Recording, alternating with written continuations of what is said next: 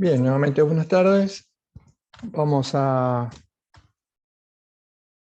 continuar con los desarrollos del curso. Ya saben que es de rigor hacer una consulta si tienen algo pendiente, alguna duda, antes de incorporar nuevos elementos al análisis. Tomamos un tiempito, si no, empezamos. Continuamos, mejor dicho.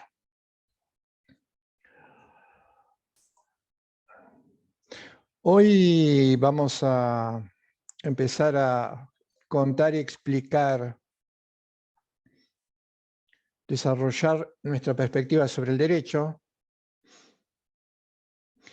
pero previo a eso, en 1 o 2 minutos, hacer un pequeño raconto y tratar de unir lo que estábamos contando, que era el tema de relaciones sociales, con el modelo, el proyecto que nosotros proponemos de derecho.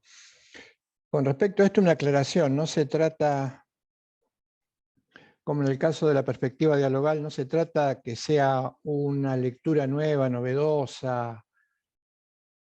Es intentar recuperar una lectura sobre el derecho, yo diría tradicional, respetuosa del significado o de la definición del derecho en su origen, y que tuvo su preponderancia hasta, ustedes ya conocen, ese fenómeno disruptivo en la historia de la humanidad, al menos para Occidente, hasta el comienzo o la inauguración de la Edad Moderna, donde se disloca o se trastoca un poco la manera tradicional de entender todo, el pensamiento humano y la manera de ver al mundo, al menos occidentalmente, y que hoy se está intentando recuperar. Hoy las perspectivas sobre el derecho intentan volver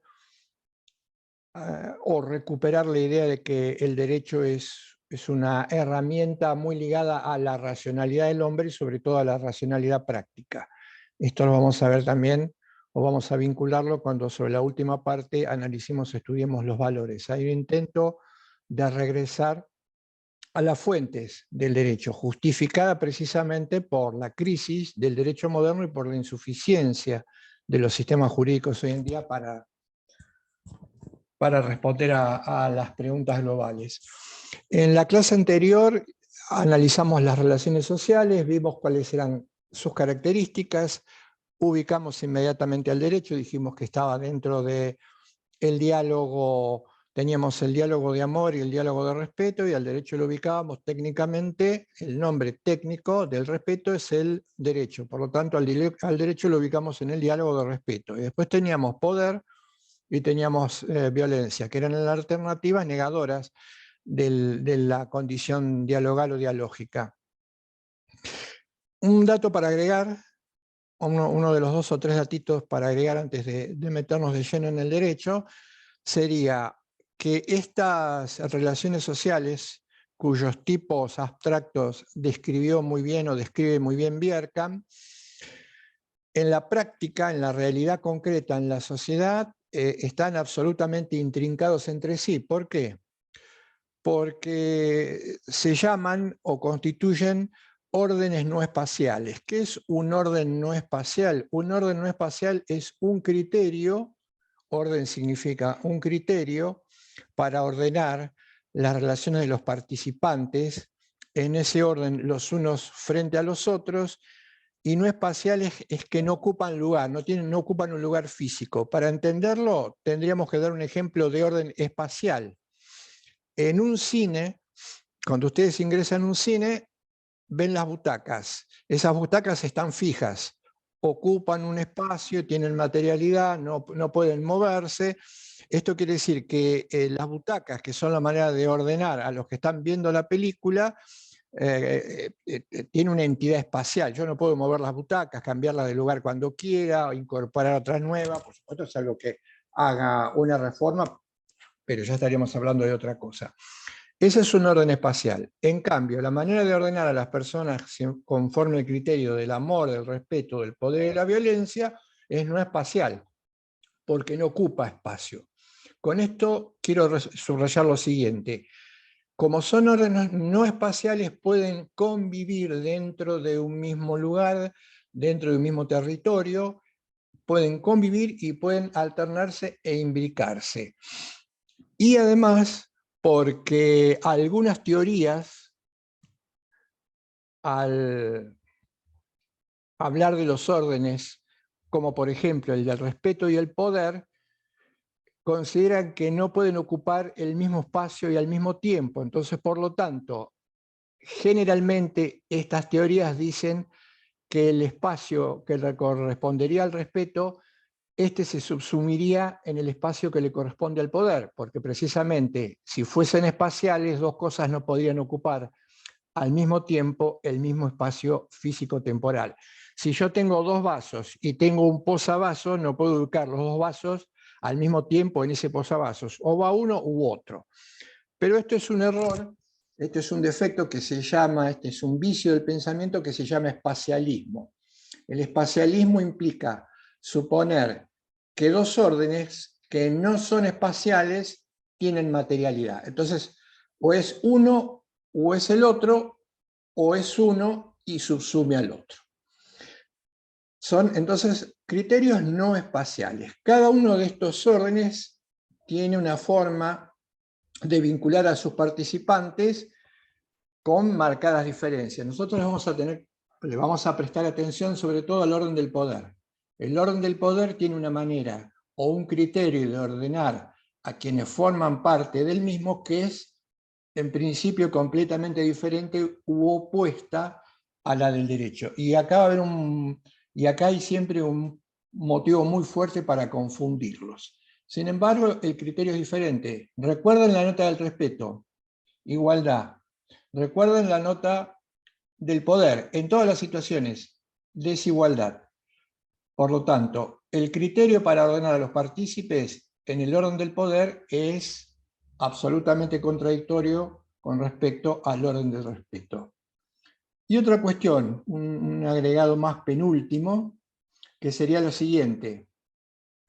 Si nosotros no confundiéramos poder y derecho, si no se confundiesen como se han confundido habitualmente y se siguen confundiendo, podríamos hacer la siguiente distinción. Son dos criterios diferentes y tienen partidarios también ambos órdenes. Hay quienes pueden simpatizar con el criterio que el orden del poder tiene para fijar la participación de los que ellos intervienen.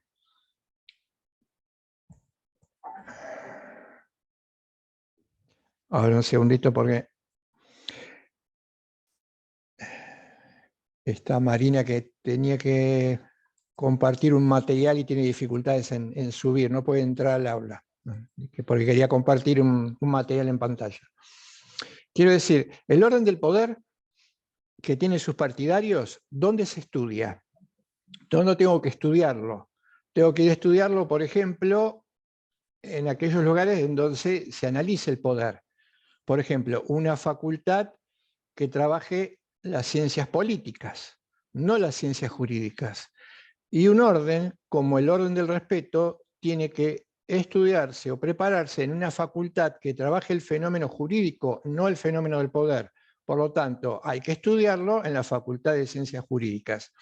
Marco esto que por ahí puede parecer muy obvio, muy obvio, pero no lo es, porque casi sin excepción, desde la conformación en nuestro país como Estado-Nación, y llevamos creo que 5 siglos o 6 siglos, o 5 más, no, un poco menos, 3, 4, 5 siglos sería desde la conquista de América, un poquito menos. Casi el 70 u 80% de nuestra historia como Estado-Nación se enseñó en la Facultad de Ciencias Jurídicas un orden que no correspondía a ser enseñado en la misma, que era el orden del poder. lo que genera una fuertísima confusión, que sobre esto vamos a trabajar, porque también es un tema clave. Y la última idea es que todos estos vínculos pueden, al interpenetrarse entre sí, generar dificultades para discernir unos de otros. Vamos a tener entonces lo que nosotros denominamos zonas grises. ¿Qué es una zona gris? Una zona gris es aquel orden o aquella situación o aquellas relaciones en donde no se puede distinguir tan tajantemente si ese vínculo lo ponemos en uno de los órdenes o lo ponemos en el otro. Hay como una especie de fluctuación. Les voy a dar un ejemplo muy sencillo. Son sencillos los ejemplos. Una relación entre madre, padres e hijos muchas veces puede oscilar u oscila entre la relación de amor, la relación de respeto y también a veces la relación de poder. Entonces, es tan claro el vínculo, por ejemplo, tradicional que un padre tiene sobre su hijo que constituya una relación de respeto o una relación de poder, y acá aparecen los problemas respecto de la autoridad. Uno podría estar tentado de decir, a veces parecería que nos vamos para el lado del poder, otras veces parecería que nos vamos para el lado del respeto. Y a veces hay marcadamente situaciones en las que el vínculo es respetuoso y otras en las que marcadamente el vínculo es de poder. Aunque el ejemplo, como yo le dije en la clase anterior, hablar de la familia puede ser engañoso, porque puede revestir externamente con determinados caracteres e internamente son otra cosa. Y esto lo vamos a estudiar con detalle, también puede haber una zona gris entre el poder y el respeto en cuanto a estructuras. Por ejemplo, una estructura típica de poder es el Estado. Es una estructura de poder. Y una estructura típica de reconocimiento recíproco es el derecho. En principio, institucionalmente hablando también. Entonces, nos vamos a encontrar que en lo que denominamos Estado de Derecho, que es una forma de organización política, económica y jurídica que aparece en la modernidad, lo que se conoce como Estado de Derecho, vamos a tener una zona gris en donde habrá por un lado, o estará por un lado, el poder y estará por otro lado el derecho. Este es otro de los graves problemas, porque donde se produce mayoritariamente la confusión en el aprendizaje, en la enseñanza, entre estos dos fenómenos, es ahí en el Estado de Derecho. Y además, un mismo vínculo puede pasar por todas las situaciones sociales.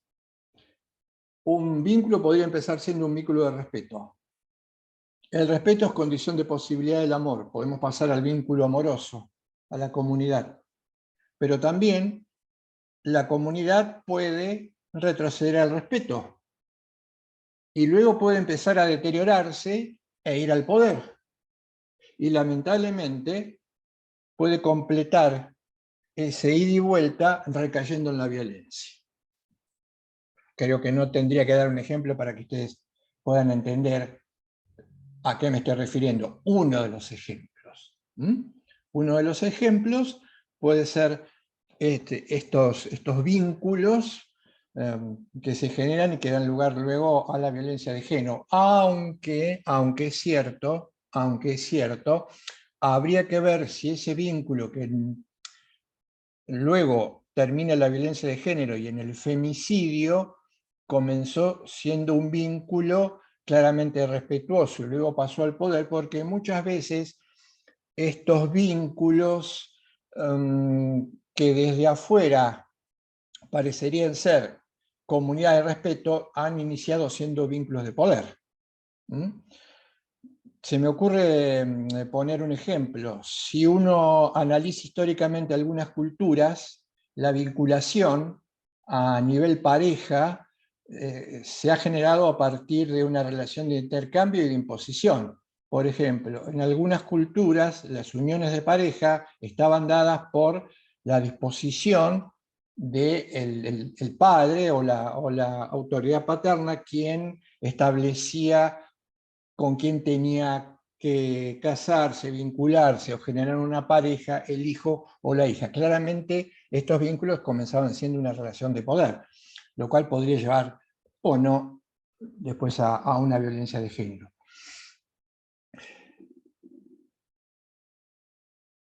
El derecho está en el orden del respeto, por lo tanto, el derecho podríamos conceptualizarlo en una primera instancia como un diálogo de respeto. Y recuerden, no lo podemos vincular ni incorporar al diálogo de amor.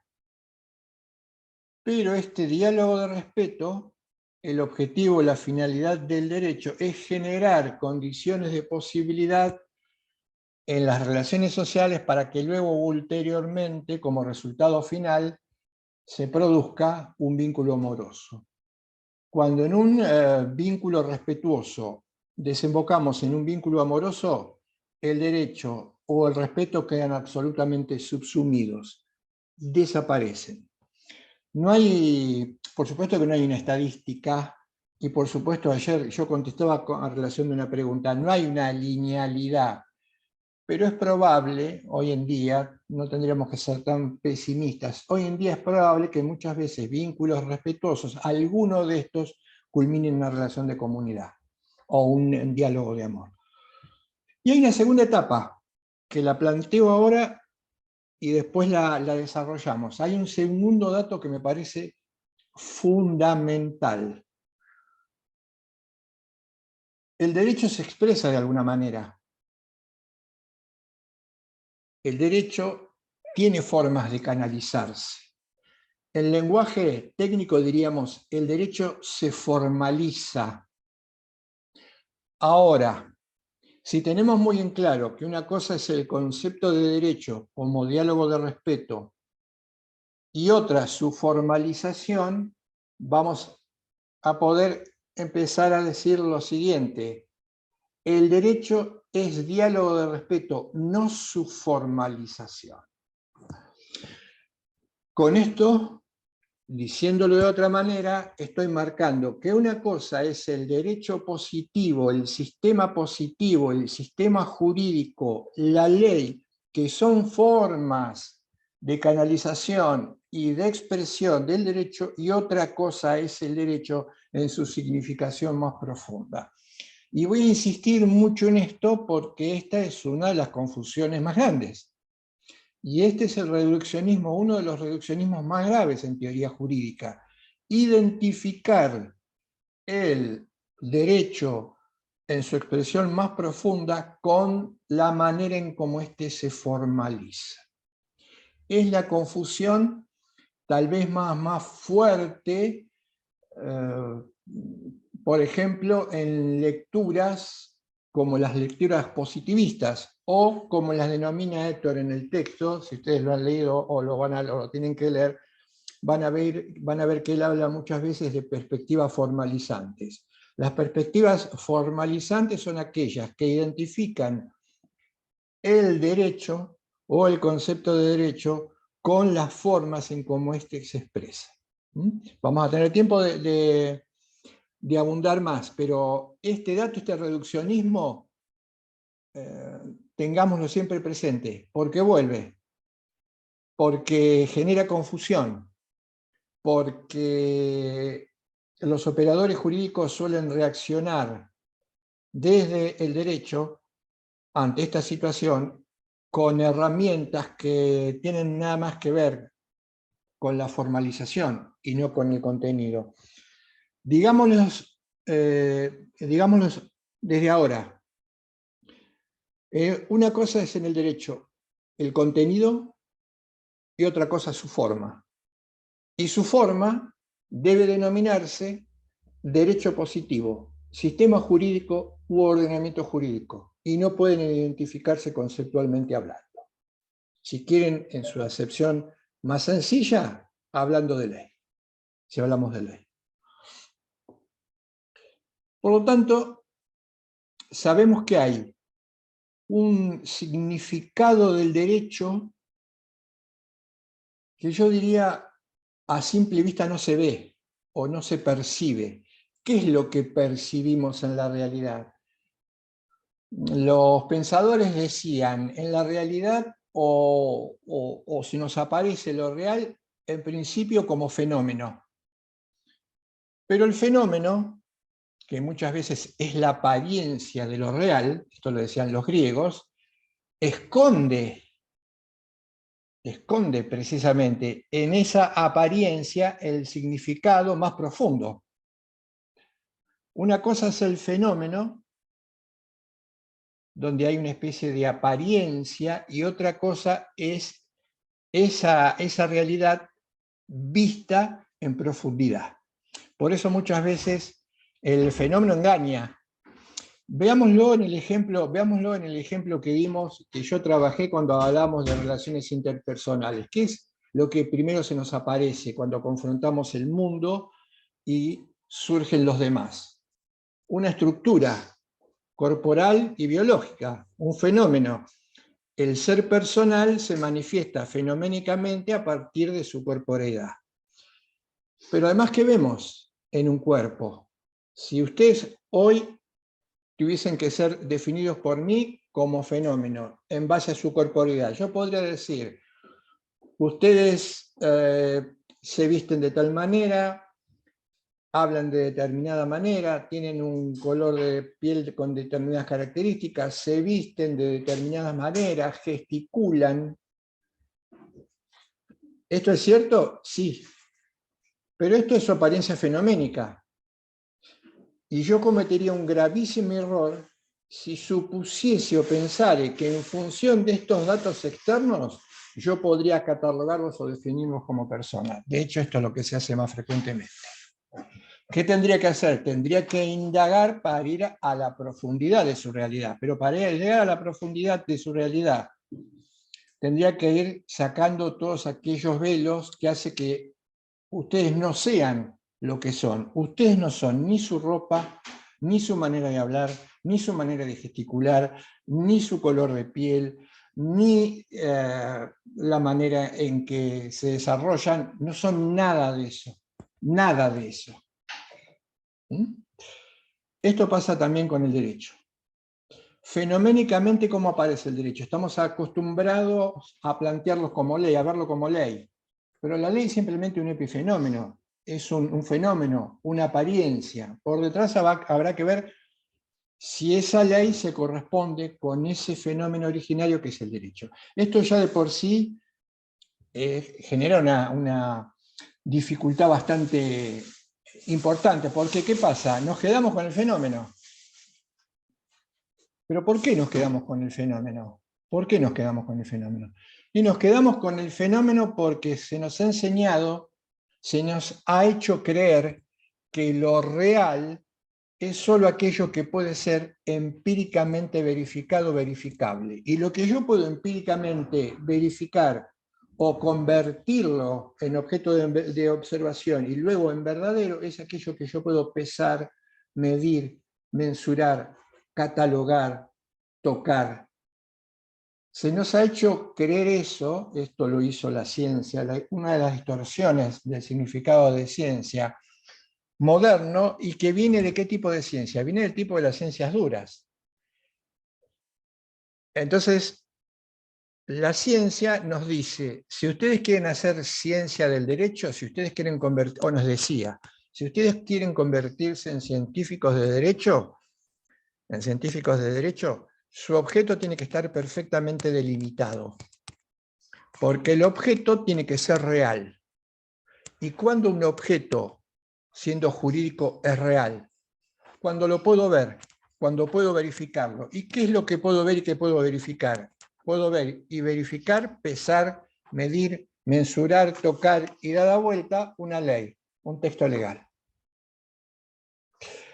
La ciencia del derecho tradicional o clásica dice, más allá de eso, que yo estoy mirando, verificando, tocando, si se quiere, no puedo interrogarme más.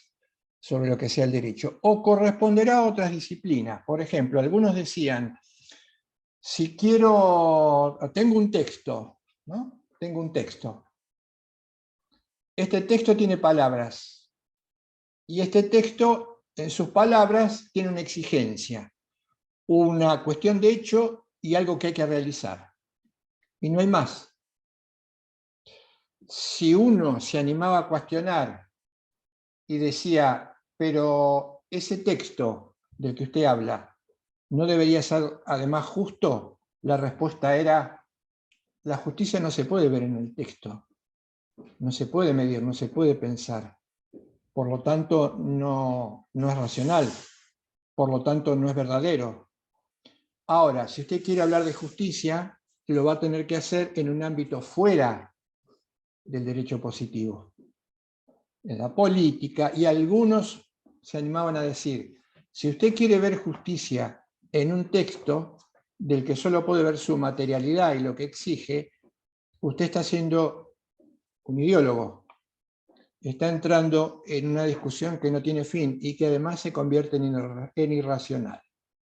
Esto es lo que hay que desmontar, y esto es lo que estamos tratando de desmontar con nuestra explicación sobre el derecho, y esto es lo que un concepto como el que nosotros manejamos intentará revertir.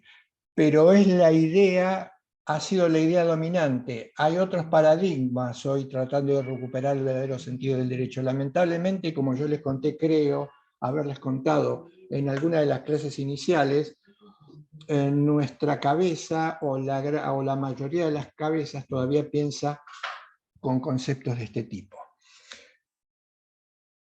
Si esto está claro y distinguimos el derecho positivo, que sería, ¿qué es derecho positivo en la Argentina? Todas las materias que ustedes tienen en la currícula, la casi totalidad de las materias que tienen ustedes en la currícula, se hacen una pregunta muy clara, que exige una descripción, que es la que luego ustedes estudian. ¿Cuál es el derecho positivo vigente en la Argentina? Me animaría a decir que esta manera de acercarse al derecho es típico del aprendizaje enciclopédico, típico o originario en la Ilustración. ¿Qué estudiamos cuando estudiamos derecho? El derecho positivo del país del cual formamos parte. ¿Y qué es lo que estudiamos de ese derecho positivo? La descripción que de ese derecho positivo se hace. ¿Qué quiere decir con descripción? Me dan un código civil, y el código civil está compuesto por innumerable cantidad de artículos que describen ciertas situaciones. Entonces, se supone, y esto es parcial, se supone que si yo aprendo la descripción de lo que se llama derecho Profesor, civil, ¿sí? no se entendió lo último. ¿En dónde? Decime si... Se le corta el audio. ¿Qué fue lo último que dije? Para no irme muy atrás o no quedarme corto en la reiteración.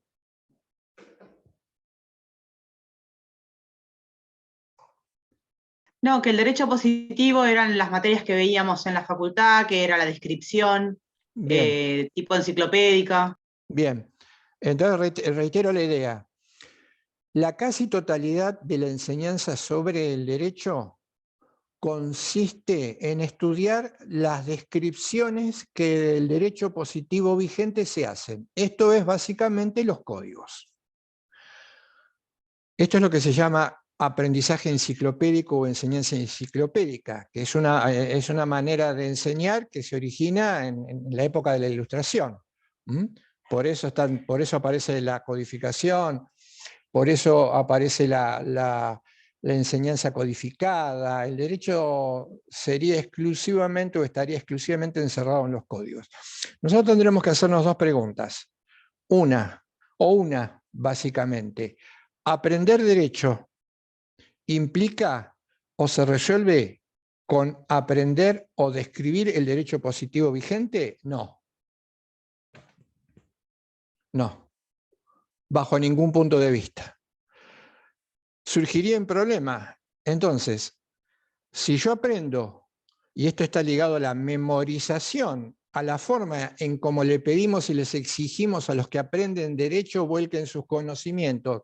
Nos obligaron a memorizar, nos obligan a memorizar. Tenemos que memorizar los artículos del Código Penal, tenemos que memorizar los artículos del Código Civil, tenemos que memorizar los artículos del Código Procesal. De alguna manera no es culpa nuestra, es culpa del sistema de formación.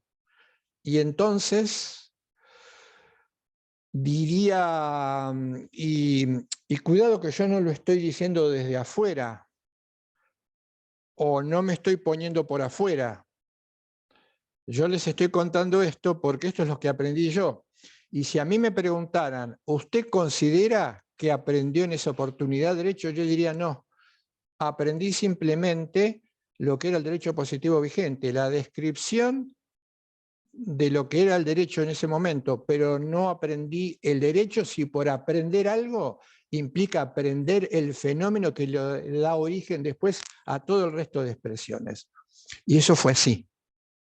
Tal vez no lo siga siendo en la medida en cómo lo eran en la época en que nosotros nos formamos, pero este es claro. ¿Cuál es la pregunta que le agrega la filosofía del derecho? ¿Y cuál es la pregunta que debería agregarse en una currícula? No ya qué es derecho positivo, sino qué es el derecho. ¿Qué es el derecho? ¿Cuál es la significación más profunda, más originaria de eso que luego nosotros solemos aprender exclusivamente a un nivel de la descripción? Insisto con esto. La ciencia del derecho, lo que se llama ciencia del derecho y ciencia jurídica, le esquiva este interrogante. Le esquiva. Porque algunos dicen, no, tenés que ir a buscarla a otro lado esa pregunta. No te conviene hacerla, no tiene sentido, y si la querés responder, tienes que ir a buscarla a otro lado. Y otros dicen directamente, cuando vos querés responder esta pregunta, ya entraste, ya te metiste en una cuestión ideológica. Vamos a desbaratar o intentar desbaratar estas dos ideas, que están muy latentes todavía. Vayamos entonces, si perfilamos un poquito más la idea, a la definición que nosotros proponemos como derecho. Yo voy a trabajar sobre el texto, sobre este texto, pero voy a tratar de, más que trabajar sobre este texto, voy a tratar de darle, que es importantísimo, algunas pistas sobre lo que el texto sugiere. ¿Saben cuando un libro es muy bueno o cuando estamos en presencia de un muy buen libro? Y tal vez para entender si un libro es muy bueno o un muy buen libro o es un muy buen libro, yo creo que requiere el texto más de una lectura, muchas lecturas.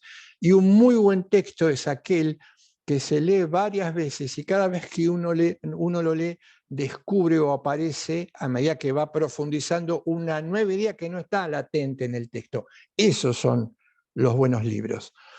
Puedo dar fe, aunque tal vez se piense que no soy demasiado objetivo, puede dar fe que este texto, que lo he leído innumerable cantidad de veces, siempre genera una discusión, una pregunta, un problema, o aporta o un rasgo o un dato más. Yo voy a tratar, porque ustedes no van a tener tiempo de hacerlo, voy a tratar de darle algunas líneas de interpretación que no aparecen expresamente en ese texto. Voy a la definición: proyecto de armonía social fundado y realizado en el respeto a la dignidad humana.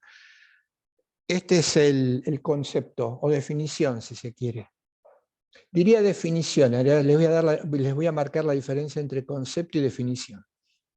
Esta es nuestra definición. Van a ver en los trabajos que esta definición aparece abreviada en algunos casos. Entonces, esa definición tan larga se reduce, por ejemplo, a la de orden de respeto.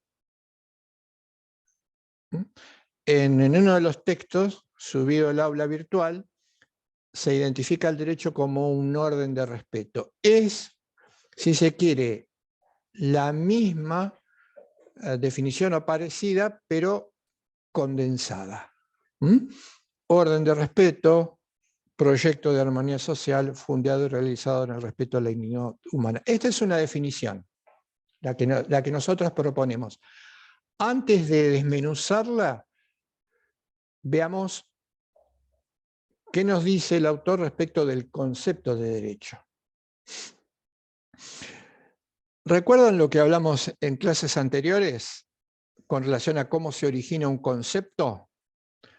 Un concepto es una representación mental que nosotros, o a la cual accedemos nosotros, cuando nos confrontamos con cualquier realidad. Ese concepto que la describe está compuesto de palabras, porque nosotros pensamos con palabras y formamos conceptos con palabras. Es una representación mental. ¿Qué dijimos?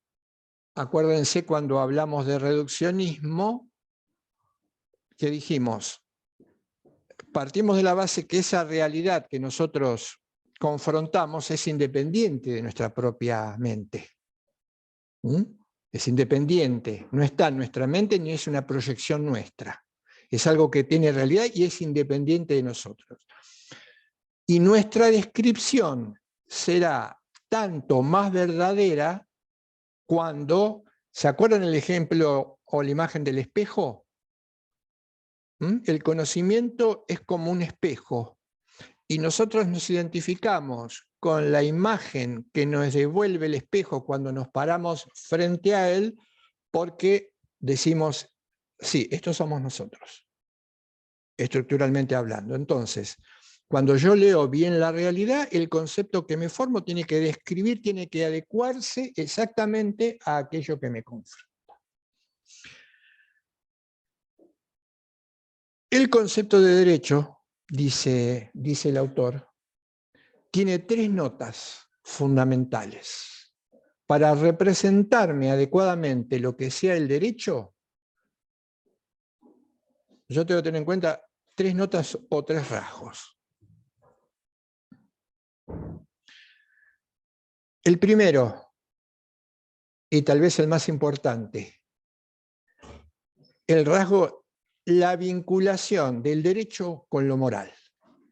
El primer rasgo o el enlace entre el derecho y lo moral. Este rasgo es esencialísimo porque hay una discusión que todavía se sostiene, una discusión que todavía hoy se sostiene entre quienes consideran que al conceptualizar el derecho necesariamente tenemos que incluir una referencia a lo moral, a los valores, y entre quienes consideran que para conceptualizar el derecho no hay que hacer o no debe hacerse ninguna referencia a lo moral. Y si el derecho tuviese algún componente moral, esto sería nada más que meramente concomitante. Esta segunda teoría es la clásicamente denominada o definida como positivismo jurídico, que es las teorías formalizantes de las que habla el autor en varias oportunidades.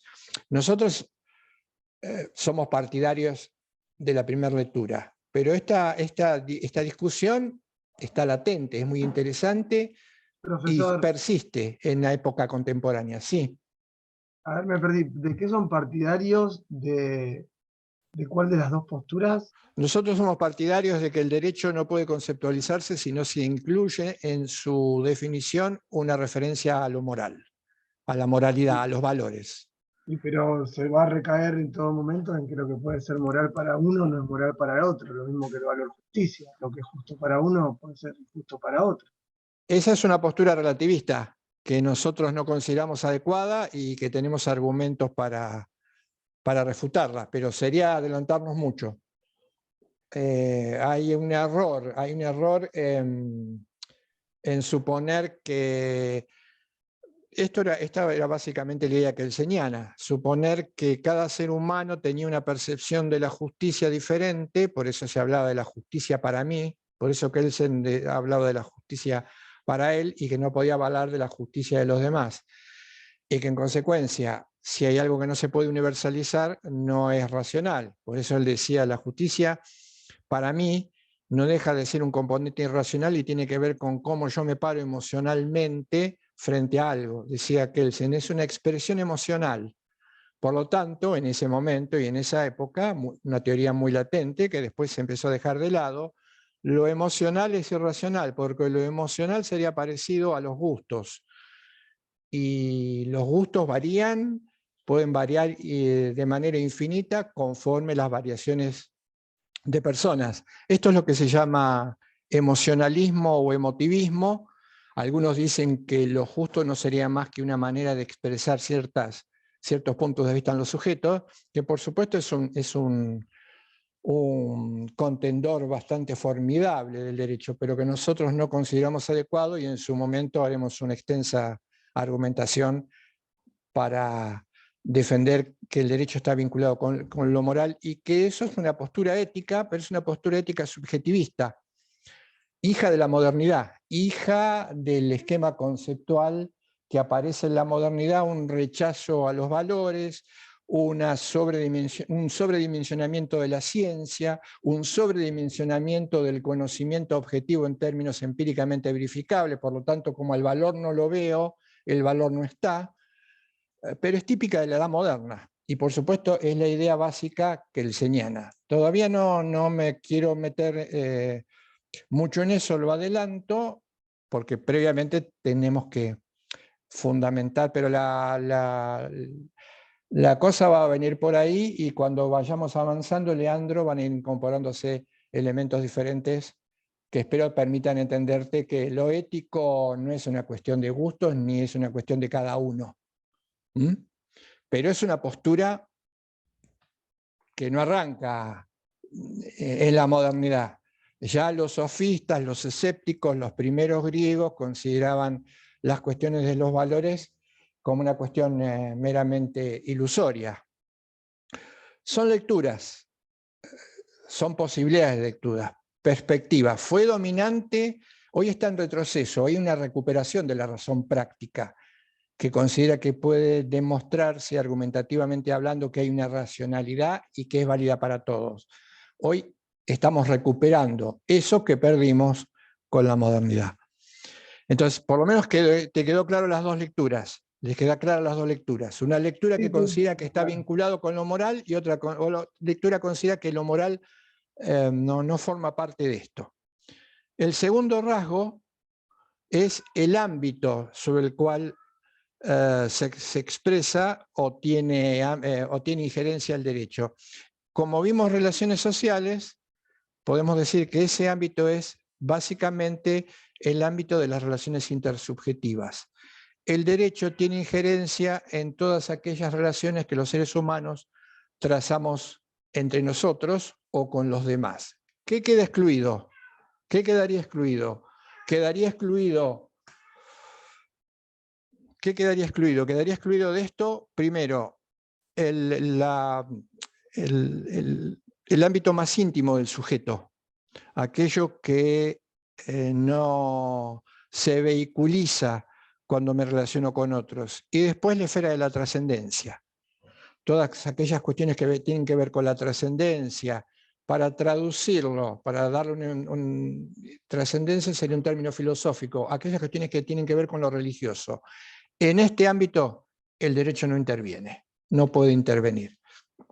Sí, en cualquier vínculo. Piensen esto, cuando yo les di el primer concepto, el derecho es una forma de vinculación social, es un vínculo. El derecho es un vínculo. Antes que cualquier cosa, es un vínculo que se traza entre dos personas. Y ahí hay derecho. Habrá que pensarlo y habrá que repensarlo, porque el punto de vista tradicional es suponer que el derecho viene después del vínculo entre las personas, está después del vínculo de las personas. No, es al revés. Cuando dos personas se vinculan, ya estamos hablando de derecho, no de derecho positivo, que es otra cosa. Es otra cosa. Si tenemos bien en claro y entendemos y aprendemos la diferencia entre derecho y su expresión, nos va a ser más fácil poder comprender esto de que el derecho es una forma de vinculación. Tercer rasgo, tercer y último rasgo, que se expresa en reglas, el carácter reglado de la formulación. Dice Negri, el derecho es un orden que se expresa a través de reglas o fórmulas. Tiene su explicación, el carácter reglado tiene su explicación.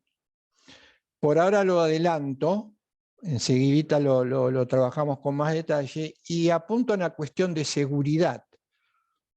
Quiero decir, si el derecho va a regular comportamientos y estos comportamientos son el esqueleto de la organización, estos comportamientos tienen que ser conocidos, aun cuando puedan ser intuitivamente vividos. Por ejemplo, nosotros nos respetamos o podemos respetarnos sin saber que existen reglas sobre el respeto, sin saber qué es el respeto. Voy a tratar de dar un ejemplo más contundente. Si uno analiza personas de muy corta edad, chicos, si se quiere hasta en un nivel, diría, preescolar, con atención, uno podrá observar que estos chicos de 3, 4 o 5 años, en algunos momentos se prestan cosas, se ayudan, en otros momentos se abrazan o están muy juntos, en otros momentos le sacan o se sacan las cosas entre sí. Ahí tuvimos amor, respeto y poder. Y en algunas cosas y en algunas oportunidades se agreden. Fíjense, tuvimos las 4 relaciones sociales. Nadie podría decir que esos chicos aprendieron formalmente en algún lugar a respetarse, a quererse, a manipularse o a golpearse. Estas relaciones se viven, las vivimos intuitivamente, pero si pensáramos una sociedad que se guiara exclusivamente por sus formas de relación de manera intuitiva, ¿qué encontraríamos? Probablemente lo que encontraríamos es que algunos se manejan respetuosamente, otros tendrían dificultades para manejarse respetuosamente y otros quebrantarían el respeto. Una sociedad así no podría funcionar. Por lo tanto, ¿qué habría que hacer?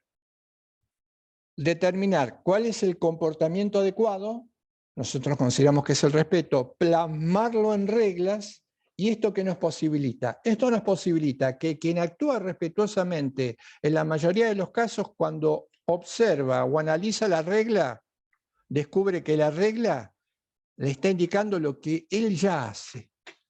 Los que tuvieran dudas, esto será tratarlo con respeto o no. Miran la regla. La regla dice que si alguien me entrega una cosa y estamos en un intercambio, yo tengo que darle algo parecido, similar a lo que él me está entregando. No puedo salir corriendo. Esto lo dice la regla. Entonces, ahí se despeja mi duda. Si tengo que actuar respetuosamente, no puedo salir corriendo. Tengo que darle algo equivalente. Y aquellos que no se manejan bajo estas reglas, al menos aún teniendo la regla, pueden poner en duda que el comportamiento no respetuoso no es un comportamiento adecuado. Para eso existen las reglas. Ahora, si tenemos en claro estos 2 rasgos que forman parte del concepto, ahora voy a volver sobre la idea de regla y sobre la idea de moralidad.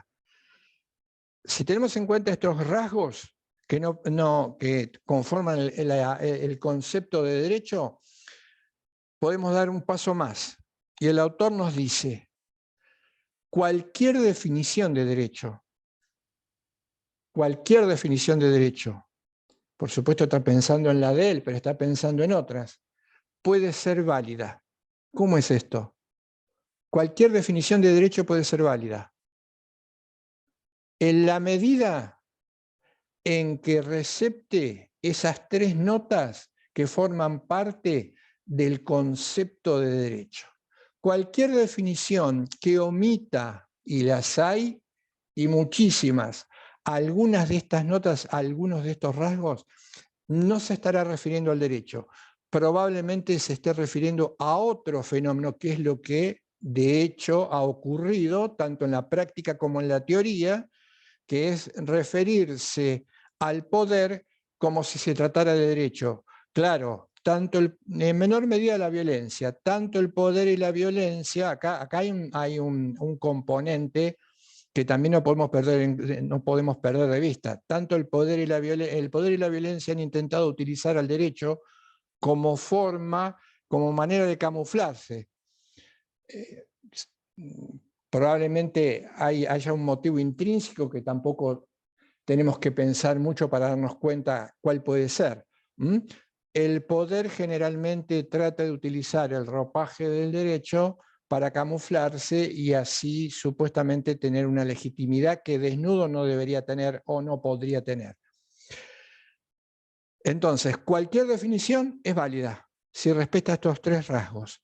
Nosotros vimos tres, se las marco, que de alguna manera, vimos dos definiciones, que son las más extendidas. Todavía creo que se siguen enseñando.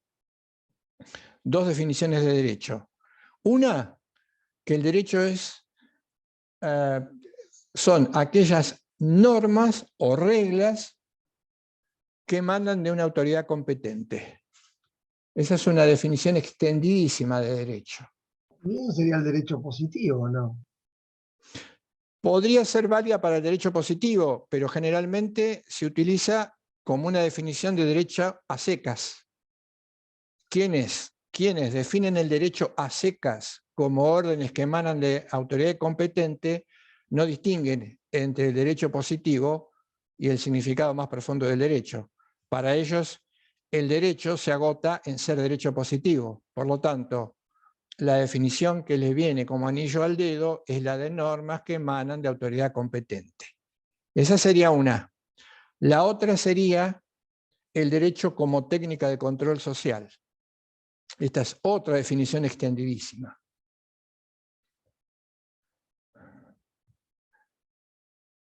En la segunda, la del derecho como técnica de control social, si nosotros la sometemos al test de la conceptualización jurídica que hemos analizado, vamos a ver, por un lado, el término control. Por otro lado, el término técnica. Y el control, un control social. Hay dos cosas que en principio aparecerían reñidas con la conceptualización primaria del derecho, que sería el hablar de control y el hablar de técnica. El control remite a algo que es diferente o que podría ser diferente a las exigencias morales, salvo que pensáramos en una concepción de la moralidad del siglo X, del siglo IX, del siglo VIII. Y la idea de técnica como un mero medio nos hace representar el derecho como un instrumento, como algo estrictamente instrumental. Lo importante en el derecho serían los medios y no los fines. Y acá hay una cuestión muy interesante que también conviene o corresponde trabajar. Si hablamos de medios, también deberíamos hablar de fines. Una definición de derecho que no se plantee las finalidades que el derecho se propone, sino que se plantee exclusivamente el medio, cómo pueden llegar a alcanzarse esas finalidades, ya de por sí nos está planteando un problema. Estas dos definiciones de derecho se extendieron, están extendidísimas, usadas hasta el cansancio. Los textos, la mayoría de los textos de filosofía del derecho o de teoría del derecho, porque en realidad los textos de la modernidad, los textos de los autores formalistas y los textos de los autores o de los adherentes al positivismo jurídico nunca se identificaron como textos de filosofía del derecho, sino que se identifican como textos de teoría del derecho. Cuando uno ve un texto en donde se habla del derecho con el título Teoría del Derecho, es probablemente que no encuentre ninguna referencia al significado más profundo del derecho, sino que ese texto de Teoría del Derecho sea simplemente una explicación de cómo juegan, cuál es la lógica de las normas. Lo cual es importante, pero no deja de ser reductivo. ¿Se acuerdan? Refresquemos esto. ¿Se acuerdan? Yo les dije, o les dijimos, no me acuerdo si lo contó Marino o lo conté yo, una lectura reductiva es una lectura parcialmente verdadera. ¿Por qué parcialmente verdadera? Porque me está mostrando un dato del objeto que está analizando, pero no me está mostrando el dato 2 o el dato 3. Por lo tanto, es parcialmente verdadera y diría parcialmente falsa. No hay ninguna duda que las normas o las reglas son un componente, un elemento del derecho, pero de ahí a dar el salto gigantesco y de entender que el derecho es exclusivamente norma o regla, ya hemos caído en la confusión y ya hemos caído en el reduccionismo. Típico de todas las teorías formalizantes. Estas son las 3 notas. Dice, voy a otro punto crucial que tiene que ver con el enlace con lo moral para luego ver los caracteres del derecho. Dice Héctor en el texto, las exigencias morales o la exigencia moral es percibida, puede ser captada intuitivamente por las personas. ¿Cuál es la exigencia moral nuclear? El respeto a la dignidad humana. ¿Qué quiere decir que se percibe intuitivamente? Los seres humanos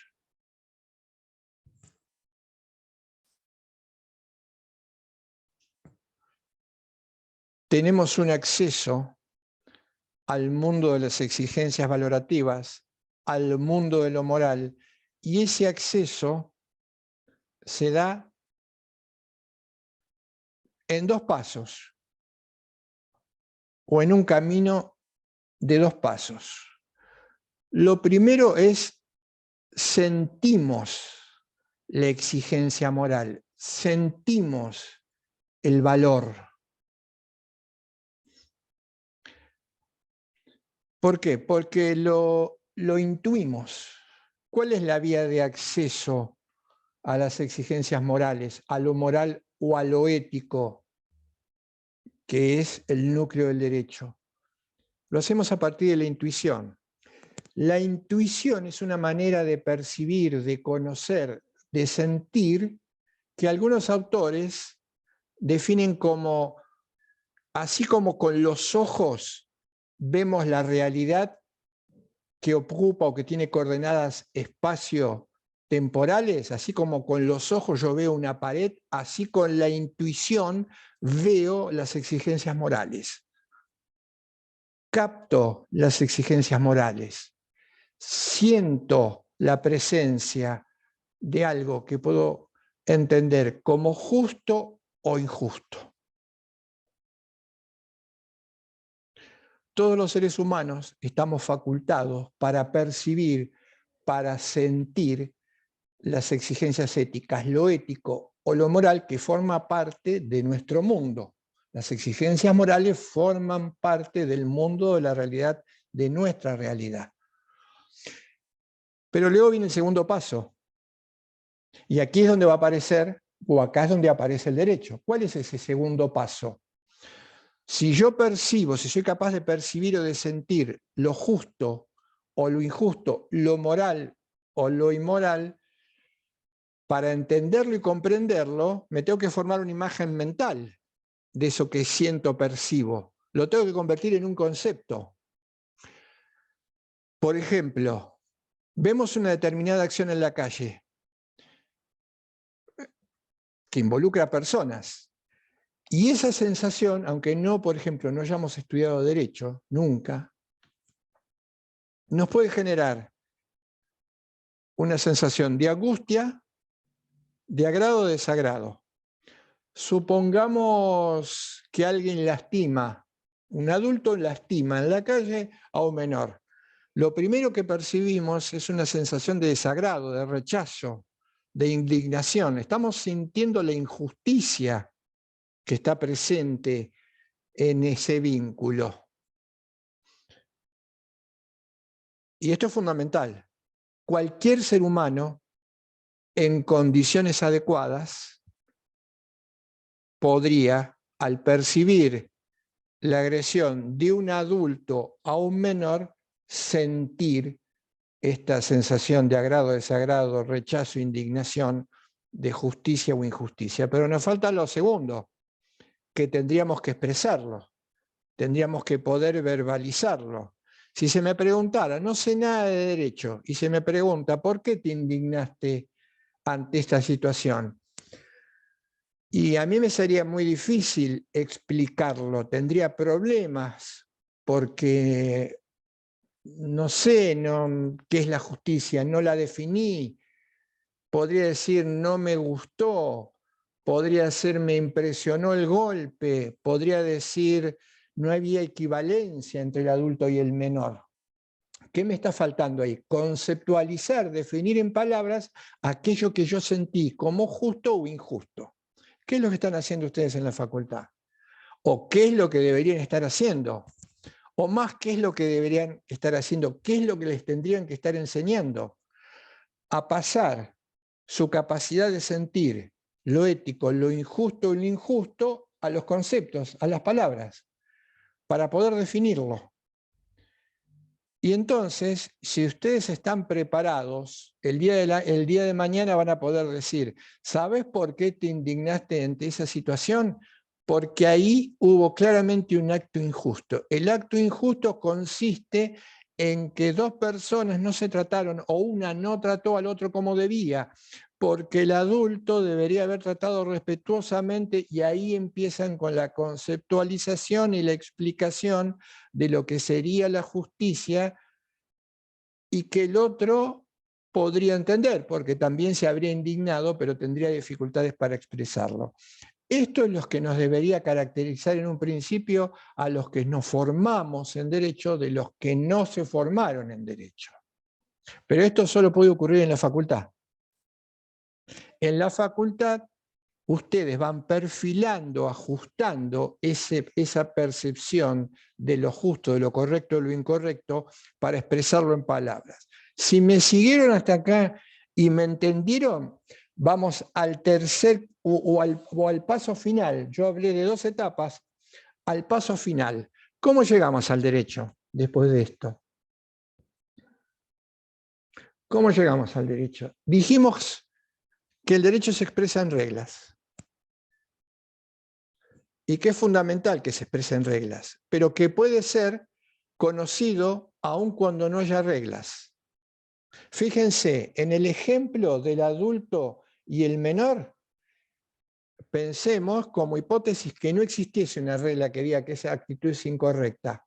Ustedes ahí percibieron intuitivamente, sintieron intuitivamente lo incorrecto de la acción. Es decir, conocieron el derecho. Lo conceptualizaron, y cuando lo conceptualizan, cuando dice alguien no puede apropiarse de la autonomía ajena, entonces lo están convirtiendo en una regla. Y ahí pasamos de la captación intuitiva de esa exigencia moral a su formulación en una regla. Esto es el derecho. Por eso, lo primero, lo previo, es lo ético, es lo moral.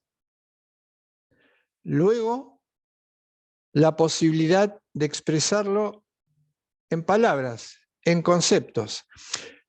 Piensen en esto, volvamos al terreno de la filosofía. volvamos al terreno de la filosofía. ¿Saben qué es lo más difícil para hacer filosofía? Es expresar las intuiciones, el conocimiento que uno pueda tener de la realidad para proponerlo como alternativa, porque yo lo tengo que expresar en palabras, en conceptos, para que el otro me entienda. Si no, el otro no me va a entender.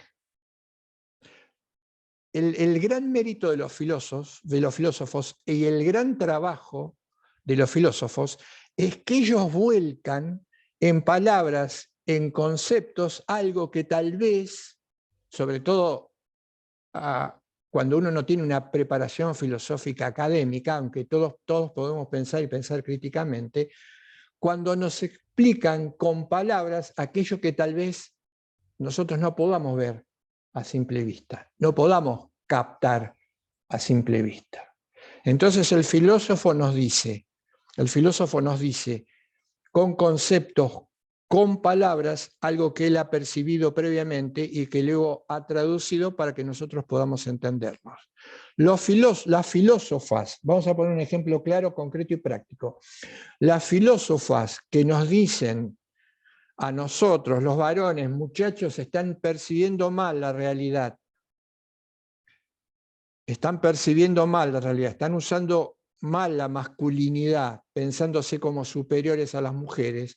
Nos tienen primero que intuir que esto no es así, que esto no es real, que esto no es natural. Y segundo, buscar las palabras apropiadas para que nosotros los varones podamos entenderlas.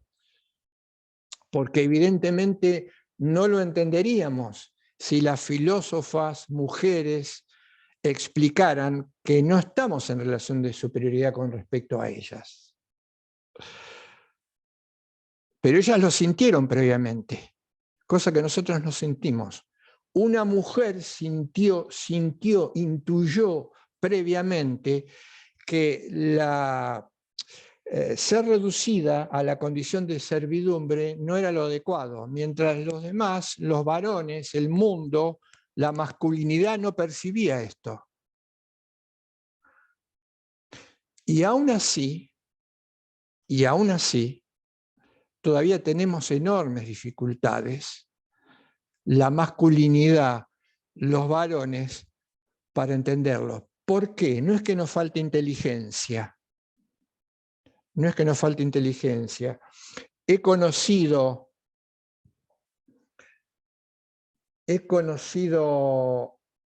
varones que podríamos denominar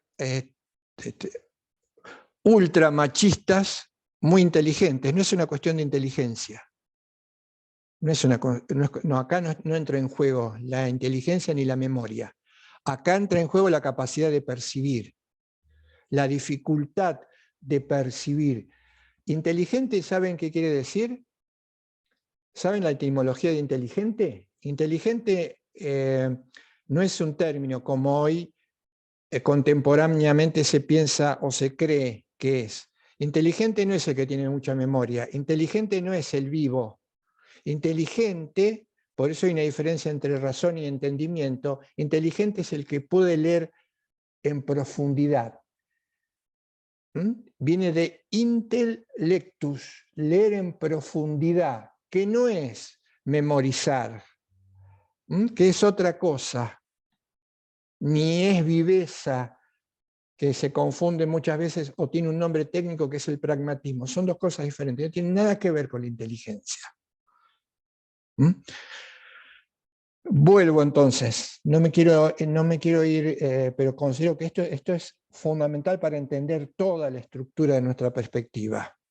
Tenemos lo ético, si se quiere la ley ética, que luego traducimos y llevamos a la palabra y al concepto. Y esto se convierte en regla. Y esto cuando se formaliza se convierte en lo que llamamos derecho positivo o ley. Por lo tanto, el núcleo o el contenido del derecho, una vez que éste se formaliza para ser considerado derecho, tiene que ser ético o moral. Sé que aparecen, y los trabajaremos, sé que aparecen seguramente multitud de interrogantes. Algún interrogante apareció hoy y ahora le estoy dando una respuesta un poquito más acabada. Voy a redoblar conceptualmente la apuesta. Estoy señalando que todos los que estamos acá, estamos en condiciones, todos, de percibir intuitivamente o de sentir las exigencias éticas de la misma manera. De la misma manera. Profe, Sí, te escucho. le hago una consulta porque me perdí un poco. Sí. Usted dice entonces que todos tenemos esta capacidad de percibir, porque si se entiende que a partir de la percepción de las exigencias es que surge después el derecho, digamos, ¿qué pasa con esa persona que, por ejemplo, ve a un adulto pegándole a un niño y no percibe esa injusticia, digamos? ¿Puede esto pasar? ¿O usted entiende que todos percibimos de la misma manera? ¿O ahí entra el derecho de nuevo para esa persona que no puede percibir la injusticia? Habría dos respuestas. Ahí pegaste justo en lo que yo estaba pensando antes de contestártelo. Hay obstáculos, hay claramente obstáculos en la percepción. La percepción de la realidad no es una percepción perfecta para los seres humanos. Si no, estaríamos hablando de otra cosa, no estaríamos hablando de lo que es el ser humano. Fíjate el reduccionismo, piensa en esto, piensen en la actitud reductiva. Vos estarías en condiciones, suponete que vos fueses investigadora de derecho, y yo discuto con vos sobre el derecho, y vos me decís, no, Carlos, estás completamente equivocado, el derecho es exclusivamente norma.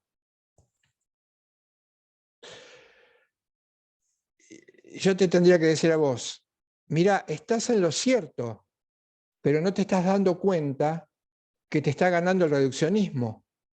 Porque desde tu lugar, desde tu situación, desde tus herramientas conceptuales, desde tu aprendizaje, te enseñaron a ver exclusivamente la norma y no el resto. Entonces, fíjate ahí ya sería una primera respuesta a tu pregunta. Hay obstáculos al pensar. Uno de los obstáculos al pensamiento tiene que ver con nosotros mismos, que es el reduccionismo. Suponete que vos fueses parte de una cultura en la que la mujer estuviese absolutamente sometida y el derecho y los privilegios fuesen exclusivamente para los varones, pero a ultranza, ¿no? Aumentado.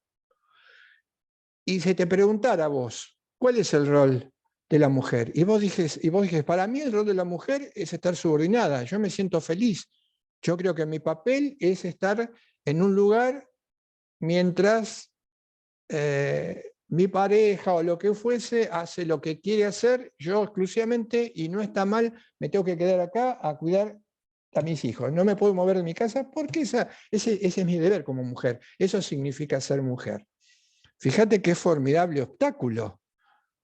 Alguien diría, pero ¿cómo? ¿Esa persona no ve que la injusticia de la situación y no la ve porque ha recibido la influencia, el entorno, las culturas, las pautas, los hábitos, los modos de pensar de la realidad propia de la situación en la que se encuentra? Es lo de la condición situada, profe, que hablábamos en otros... Claro, esa sería la situación. Y ahí tenemos una respuesta a ese interrogante. Pero tendríamos que ir más lejos. Ir más lejos, ¿qué sería? ¿Y qué hacemos? Lo que tendríamos que hacer es generar condiciones para que esas personas vean, perciban que eso es injusto, no justo. Porque si generáramos esas condiciones, trabajáramos, modificáramos, las ayudáramos a concientizar esa exigencia ética, tarde o temprano la comprenderían. Y ese también es un poco el problema del mundo. Ese es el problema del amo y el esclavo. Esto creo que era una respuesta a la primera parte, pero me das pie a algo, a ver si se puede entender también y que va a ir de rebote. Pero esto también explica por qué hay culturas que tienen valores que supuestamente no son nuestros valores y que uno diría conculcan la dignidad humana. Por ejemplo, existen culturas, vamos lamentablemente al caso de ustedes, lamentablemente, existen culturas que someten, que permiten si se quiere, el intervenir físicamente sobre la mujer, el mutilarla, ablación de órganos, y uno pensaría, ¿sabes cuál es la respuesta rápida? ¿Ves? Ahí tenés una cultura donde los valores son completamente diferentes. No. La conceptualización de esa exigencia ética que está presente ha sido tapada. Ha sido tapada porque la conformación cultural de esa sociedad seguramente haya estado teñida de pautas religiosas, haya estado teñido de pautas morales distorsionantes, y en algún momento se produce el rescate y esa salida. Vos fijate, hay un movimiento en África de mujeres que descubrieron, más allá de que se hubiera podido practicar ablación sobre sus órganos o sobre sus antepasados, que ya no pueden estar de acuerdo con eso. ¿Y eso cómo se explica? Si supuestamente otras culturas tienen valores diferentes y cada cultura está encerrada sobre su propia percepción. Sí, hay culturas que están encerradas sobre su propia percepción, pero existe también la posibilidad de abrirlas. Esas mujeres se concientizaron, esas mujeres percibieron una exigencia ética que es inmutable, que es desde siempre y que todos podemos percibir y a la que todos podemos llegar, pero por estos obstáculos, o por uno u otro motivo no lo hacemos, que es la dignidad humana, igual para todos. Ese es un obstáculo, claramente hay un obstáculo, claramente, pero se rompió. El ejemplo de la esclavitud. Pero cuando había la esclavitud estaban todos de acuerdo con la esclavitud. Sí, estaban todos de acuerdo. Pero ¿por qué estaban todos de acuerdo? ¿Por qué nadie protestaba? No puedo decir que en esa cultura las percepciones eran diferentes y la ética diferente. No, el principio de dignidad humana ya estaba presente en esa época. Lo que pasa es que estaba velado. ¿Cuánto tiempo necesitó el ser humano para descubrir que ciertas exigencias no eran compatibles con la propia dignidad? Pero no aparecieron. La dignidad humana no fue un valor que se inventó en el siglo XVIII. El principio de dignidad humana ya estaba presente con los griegos. Lo que pasa es que el estadio de evolución de la conciencia del ser humano en ese momento todavía no era el que hoy puede dar. Si fíjate que hoy siglo XXI, a pesar de esto, de que hemos evolucionado muchísimo, todavía nuestra conciencia no está a la altura. Y agrego algo más, ya que vamos hilando, porque todo esto tiene que ser hilado, esta argumentación se va hilando. Fíjate que hoy hemos llegado a un estadio de evolución muy alto, pero todavía no sabemos si no hay más exigencias que hagan a la dignidad humana que no hemos podido descubrir. Por eso dice Negri, si queremos que el derecho en el sentido prístino de la expresión rija, tenemos que apostar a la educación moral y la concientización. Esas son las herramientas que pueden sacar o pueden permitir sacar a una sociedad como alternativa del enorme predominio que las relaciones de poder y violencia tienen en un mundo como el actual. Solamente la educación moral y la concientización. La educación moral y la concientización, pensemos una hipótesis de máxima. Pensemos una hipótesis de máxima. Si la educación moral y la concientización estuviese casi en su grado más alto, no existiría una lectura que explique o suponga que el derecho es un orden coactivo. No existirían lecturas que supongan que el derecho implica la imposición de castigos. No existiría la cultura del punitivismo, que es una cultura que intenta pero es un trabajo de concientización. Y no hay mucha alternativa, que es en la formación. Esto tiene que aparecer cuando uno se forma. Por eso habla Negri de educación moral, no de la fuerza. Los órdenes de poder y violencia que son contradictorios al derecho se apoyan en la fuerza. Nosotros no nos podemos apoyar en la fuerza, porque no tiene que ver con las exigencias éticas. Y entonces nos tenemos que apoyar en la educación moral. ¿Cuándo nos estamos apoyando en la educación moral? Muy humildemente, por mí, pero no por ustedes, por mí, pero no por ustedes. Yo diría que ahora estamos trabajando, hoy estamos trabajando para educarnos moralmente hablando. Hoy estamos trabajando la moralidad, lo moral, que por supuesto se va a ocultar. Fíjense esto. Algunos pensadores con preocupación sostienen, estamos viviendo en un momento en donde hay poca indignación. ¿Pero por qué hay poca indignación ante determinadas injusticias?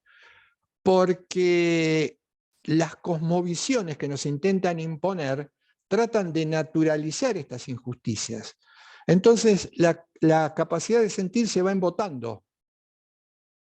Si yo veo, voy a no sé, exagerar, ante toda exageración ustedes me corrigen y yo puedo pulir la idea.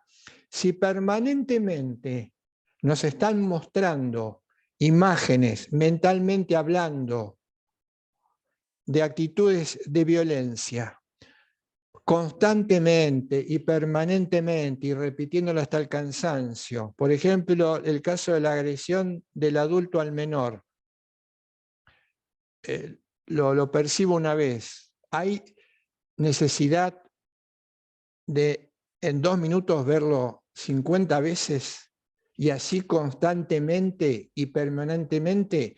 ¿Esto a qué tiende? Esto no tiende a mostrar la verdad ni a informar. Esto tiende a generar una especie de embotamiento en la propia conciencia y que en última instancia terminemos naturalizando o no nos genere nada, o después de ver 200 veces la imagen de una agresión, nos termine pareciendo algo que en última instancia se produce, aparece, vaya a saber por qué, o a resignarse de que siempre ha sido así, es y será.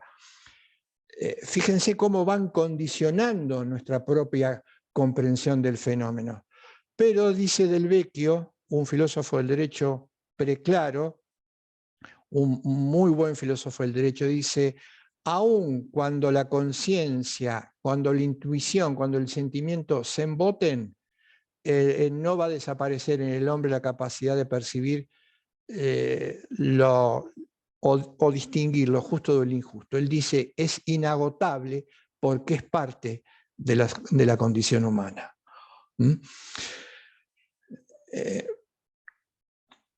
Por eso lo importante. Y otra cuestión más clave. Yo aprendí que hacer filosofía del derecho es tratar de poner al derecho en su lugar, darle importancia. Y poner el derecho en su lugar y darle importancia implica explicar por qué es obligatorio. Esto lo aprendí de uno de mis maestros, si se quiere, teórico. Nunca tuve el agrado de conocerlo. Sí, a partir de mi maestro más importante, que fue Héctor, Sergio Cota. Él decía, toda la explicación del derecho se juega en fundamentar su obligatoriedad. La jerarquía, la importancia, el valor, permítame un término que no sé si sería aplicable, pero yo lo voy a usar igual. La hermosura del derecho radica en que yo puedo ver y fundamentar su obligatoriedad. Ahora, ¿qué nos dieron las teorías formalizantes? respecto de la obligatoriedad del derecho. Ninguna de ellas fundamenta su obligatoriedad. Hablan de coactividad, que no tiene nada que ver con la obligatoriedad. Esquivan el problema, como en el caso de Kelsen. Kelsen dice, si queremos buscar la justicia o injusticia, tenemos que ir a otro lado. Esquivan el problema. Otros directamente no lo asumen y yerran y se equivocan. Creen que hablar de la obligatoriedad del derecho es lo mismo que hablar de la coacción o de la coactividad, que es una cuestión completamente diferente. Entonces, ese orden prístino, que con exigencias morales, que se convierte en obligatorio precisamente por la fuerza moral de sus indicaciones éticas, queda distorsionado, como dice Héctor. Las perspectivas formalizantes han distorsionado completamente el derecho, al sacar de su contenido lo más importante. ¿Qué explican? A ver si puedo sintetizar, porque esto es ultra interesante, pero siendo intensivo tenemos que meter muchas cosas y a veces y lo intensivo es importante, pero lo rápido es enemigo de lo fundamental. Entonces voy a hacer un pequeño excursus. ¿Por qué es obligatorio el derecho?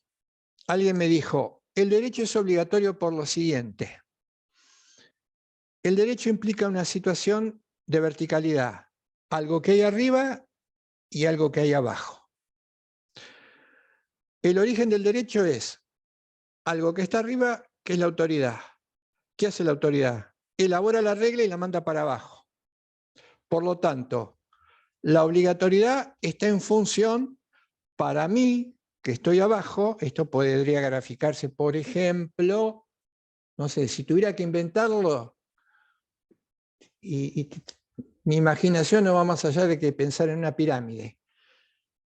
Y la obligatoriedad estaría entonces en función de que quien dictó esa regla que está arriba ha sido autorizado para hacerlo. Ah, miraba yo, ¿no? Abría los ojos y pensaba, claro, algo será obligatorio si emana de aquel que dice que tiene la autoridad y que tiene competencia para ello.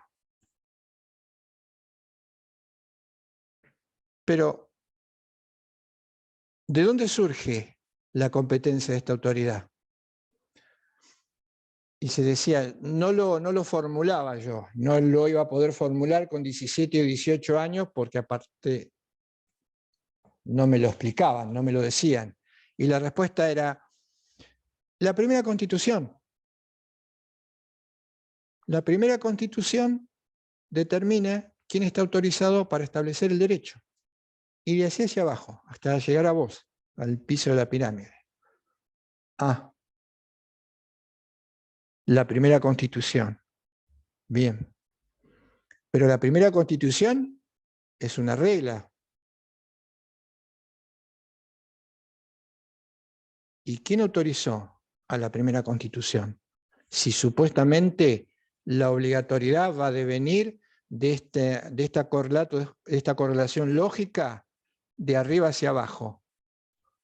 ¿Quién autorizó la primera Constitución?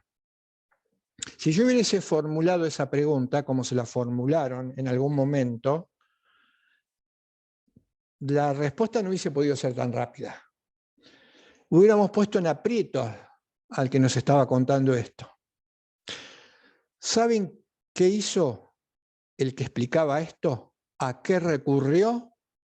Lo pusieron en un aprieto, porque le dijeron, mire, si la obligatoriedad depende de la competencia de quien dicta la regla, y la competencia de quien dicta la regla viene en un orden sucesorio hasta llegar a una primera Constitución, tenemos el problema de ver quién autorizó la primera Constitución.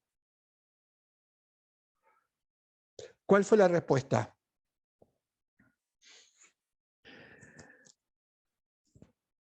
Imaginemos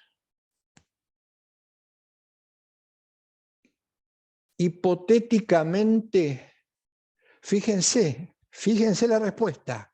Imaginemos hipotéticamente, mucha imaginación tenemos que tener, yo diría que más que imaginación tenemos que ser muy fantasiosos, que existe una regla que no podemos ver, que no podemos pensar, que solo podemos imaginar y qué problema nos estamos metiendo, que dice, por hipótesis, que hay que obedecer a aquel o a quien dictó la primera Constitución.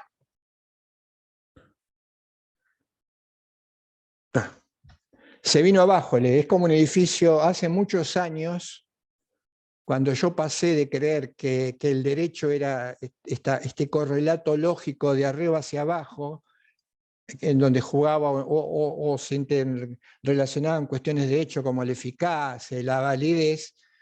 La primera imagen que me vino, y la contaba así muy temerosamente, hace muchos años, decía, acá se vino abajo el castillo de naipes. ¿Cómo hipotéticamente? Porque además, fíjense, ¿recuerdan? Cuando se habla, creo que, por ahí me equivoco, cuando se habla del contrato social, creo que lo dijimos, si yo postulo un punto de vista, una teoría para explicar una realidad, ese punto de vista o punto de partida tiene que ser fuerte, tiene que ser normativo, no puede ser una hipótesis. Podría ser una hipótesis, pero la conclusión no dejaría de ser hipotética. No puedo construir una afirmación que termine con una exigencia arrancando con una hipótesis. Tendría que concluir con una hipótesis. Podría ser que el hombre fuese adulto y se encontrara en algún momento de la historia, podría ser entonces que firmara un contrato social. Es un podría ser. Esto ocurre en esta explicación del derecho. Podría ser, imaginemos, supongamos, ahora, podría ser tildado de un naturalista. Alguien podría tildar al que elaboró esta teoría y decirle, pero entonces vos no sos un positivista ultranza, no sos un científico ultranza, sos un partidario del derecho natural, porque a lo mejor esa disposición que dice que hay que obedecer al que lo dicta la primera Constitución es un mandato divino.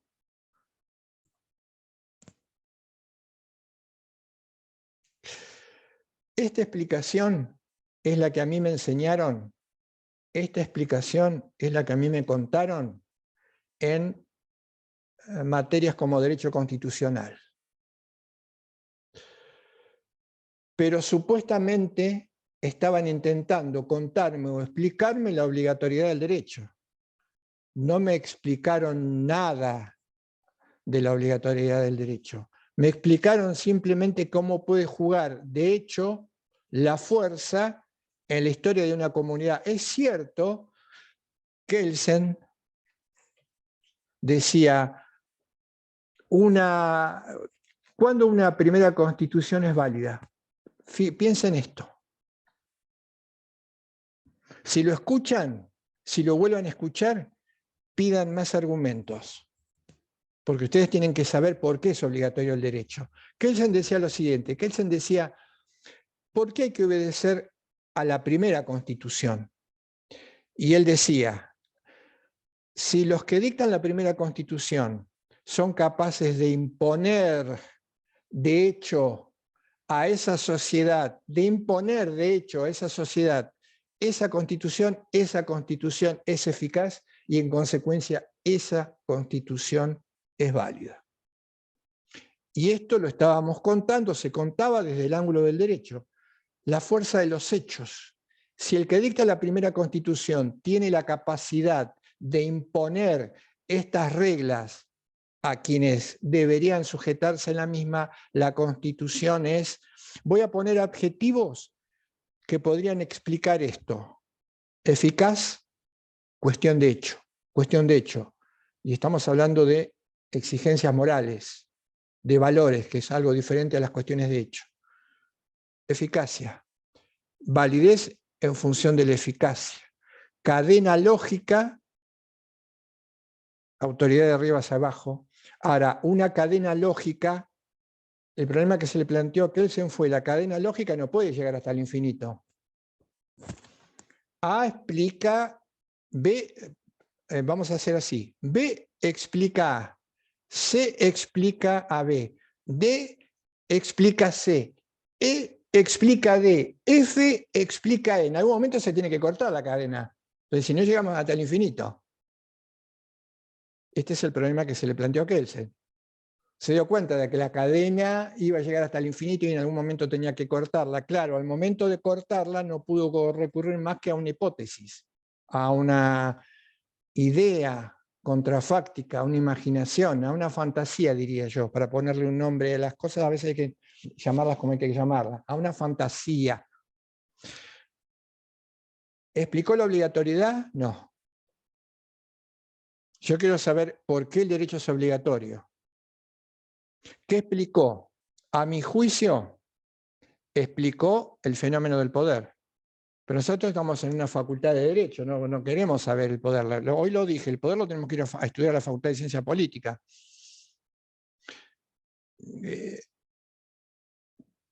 Estuve muchos años intentando aprender el derecho en una facultad de Derecho y aprendí lo que era el fenómeno del poder.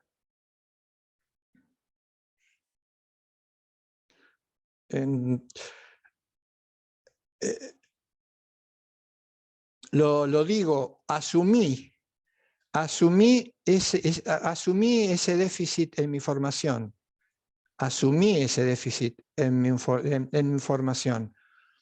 Pero no lo puedo olvidar. Esto es, no lo puedo ocultar ni lo puedo negar.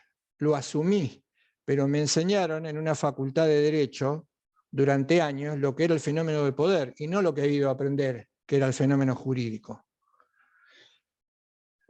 La obligatoriedad del derecho va por otro andarivel. Manuel Río, que es un autor que está citado por Héctor en el trabajo, y ustedes van a ver las citas, tiene un libro interesantísimo. No recomendaría su lectura porque, claro, si yo les muestro un libro que tiene más de 500 páginas,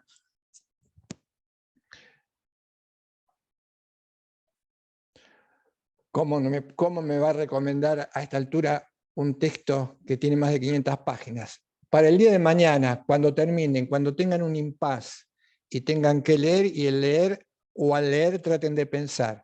Es un libro formidable que se llama La libertad humana. ¿Y cómo llegué a la libertad humana?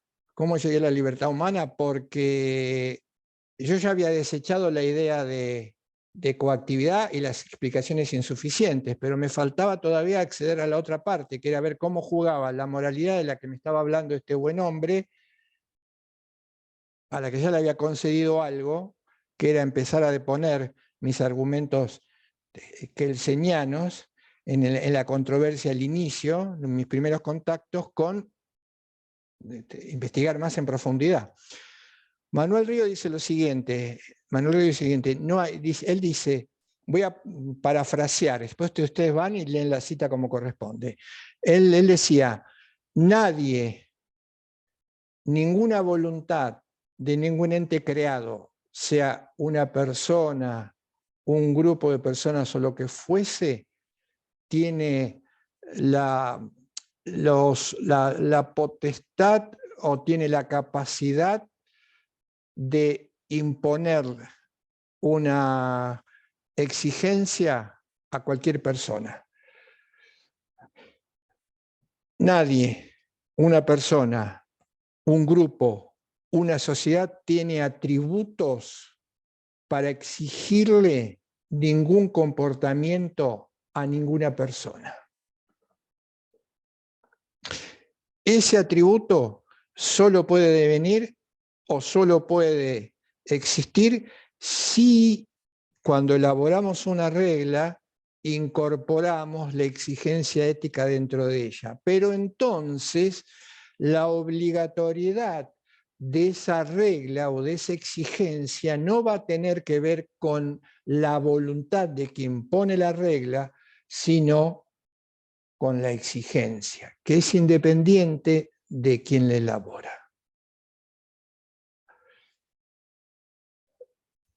Excursus podría aparecer y sería muy valioso. Yo apuesto a eso porque ustedes me han demostrado que tienen bastante capacidad podría aparecer hoy, siglo XXI, un trasímaco, como apareció siglos atrás, en la primitiva Grecia. Y un trasímaco que apareciera, ¿qué me diría? Pero de hecho existe esto. De hecho existen estructuras que imponen exigencias a las personas. Y ahí está la respuesta.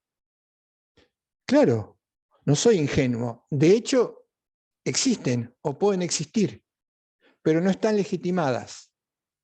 Pueden ser eficaces y la eficacia está en función de cuestiones empíricas. Por ejemplo, la fuerza, la persuasión, la ideología, pero son cuestiones de hecho. Ah, pero es una autoridad.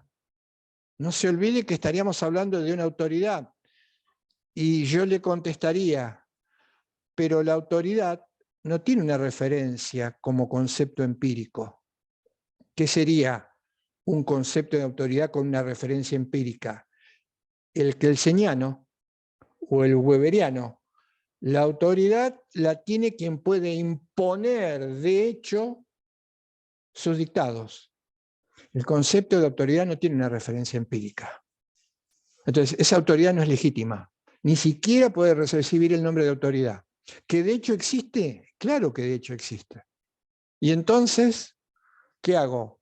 Tengo dos opciones. Tendría dos opciones. ¿Me resigno o digo, no, ahí hay un problema?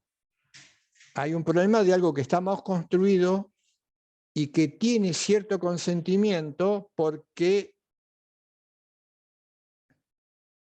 se nos ha enseñado que la autoridad y que el derecho conceptualmente, y lo hemos incorporado, son otra cosa que lo que deberían ser, lo que es y los que nos tendrían que haber enseñado. Por eso,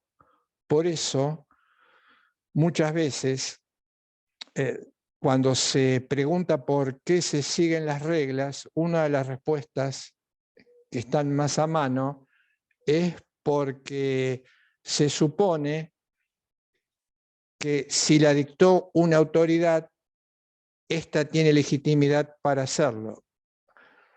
Aun cuando se trate, por ejemplo, de un gobierno de facto, aun cuando se trate de una dictadura, que es un caso existente, real, en nuestro país. Pero ahí estamos hablando de otra cosa. Volviendo al texto de Kuan cuando habla de la ideología, ya lo decía él. Él ya lo decía. Si esa imposición, ese sometimiento está dado por una cuestión de hecho, no va a poder durar mucho. Lo vamos a tener que legitimar o pseudo legitimación. Vamos a tener que convertir algo de hecho en algo de iure. Y esto es lo que pasó con la dictadura militar.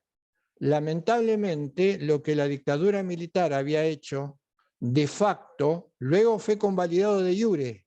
Una enorme cantidad de esta discusión es muy interesante, muy atrapante. Si a alguno le interesa, hay un autor, Carlos Nino, que en varias de sus obras trabaja esta cuestión. ¿Qué hubiera esperado uno como hombre de derecho? ¿Qué hubiera esperado?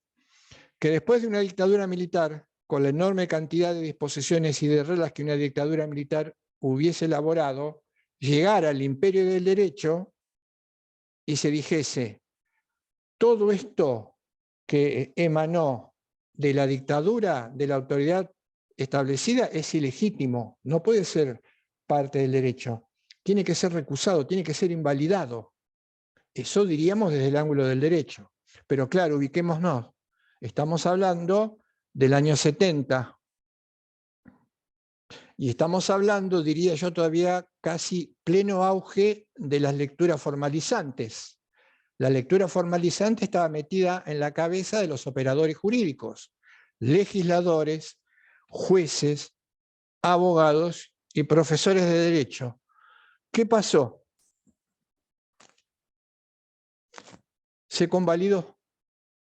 se convalidaron como si se tratara de disposiciones jurídicas. Uno de los argumentos muy endeble era el que si se invalidaba toda esa legislación, había enormes problemas porque se generarían vacíos, etc. Y entonces, ¿qué pasó? Lo que les acabo de decir recién. Si mi comprensión del derecho es una comprensión que se basa en lo que les acabo de contar, entonces no hay ninguna duda que eso en definitiva es algo así como derecho. Ahí casa perfecto el que aprendió normas que emanan de autoridad competente y el derecho como técnica de control social, y en ese caso no era legislador, pero sí era juez, decía, pero estas normas las dictó alguien que en ese momento era una autoridad competente, y que además eran normas que tenían que ver con un medio para controlar socialmente una situación que tenía ribetes de violencia. Esa es la explicación. Pero de derecho, nada. De obligatoriedad, nada. Vamos a volver sobre el tema, sobre estas cuestiones. Sabemos el concepto. Veamos un poquito más la definición. Proyecto de armonía social. ¿Por qué es un proyecto? Porque estas exigencias, que son exigencias morales convertidas en derecho, se van modificando, van cambiando con el tiempo.